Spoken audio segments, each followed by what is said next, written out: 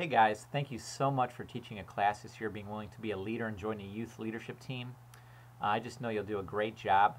I wrote 14 tips to help you as you lead your discussions and teach your classes. Some tips that will really be a great asset to help you be successful. So here we go. Number one, I have books on how to lead small groups. They take about 2 hours to read. They have big print, a lot of illustrations. Makes for great bathroom reading. Number two, the Bible teaches, unless the Lord builds the house, the laborers labor in vain.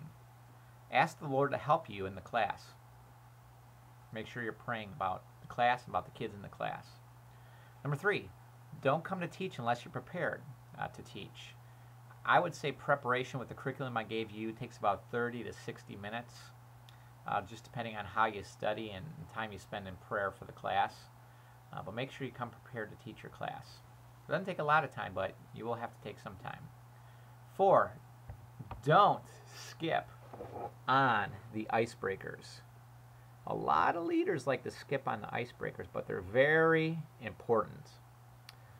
They get the kids stretched. Their mouths get stretched so they can talk. Stretches those muscles, and as they begin to talk and warm up, you'll probably have better discussion in your class. So make sure you do the icebreakers. Number 5, my job is to equip you to be successful. Use me.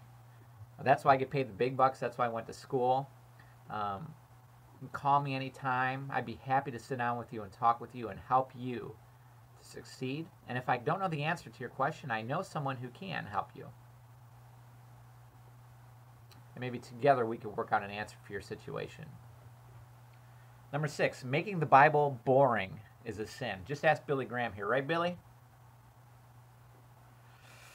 Have some fun. Be a dork. It's okay. It's youth ministry. Number 7, kids love stories. Kids learn from modeling. Tell some stories about yourself. 8, feel free to modify the curriculum to fit your class. I don't know anyone who sticks to the curriculum completely, although there was this robot one time. But you know your class more than the people who wrote the curriculum, so feel free to use creativity and modify the curriculum as needed.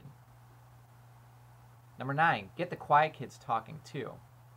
Chances are they're thinking or asleep. Number 10, often getting kids to ask questions is kind of hard, just like pulling your kids' teeth. Even the most charismatic teachers have a hard time getting people talking on Sunday mornings.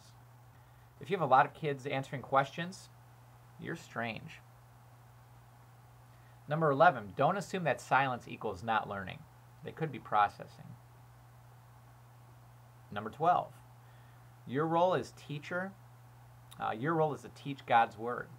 It's similar to tennis. You serve the ball. It is up to the receiver to determine what he or she will do with that ball. The ball is God's Word and your godly example. So you serve it up and let the rest up to them. Number 13, I am never desperate for leaders. I pray, and as God leads, I bring someone on. I ask them. And if God didn't bring someone on, if I couldn't find a leader who was a solid, good leader, I would not have a class at all. Rather have no leader than someone who's doesn't have the character or the integrity or ability to teach. So if I have you here, if I had asked you to teach, I think you'll do a great job. I have full confidence in you. However, I know you're not perfect. So, if you ever have any questions or need some help, feel free to ask me. I don't expect you to be perfect at teaching, but just serve God and love the kids and you'll do fine. And I'm here to help you remember that. 14, have fun. It's youth ministry. Remember that you are impacting kids for Christ. Some of these kids may end up being missionaries. Some might be pastors. Hopefully all of them will be evangelists.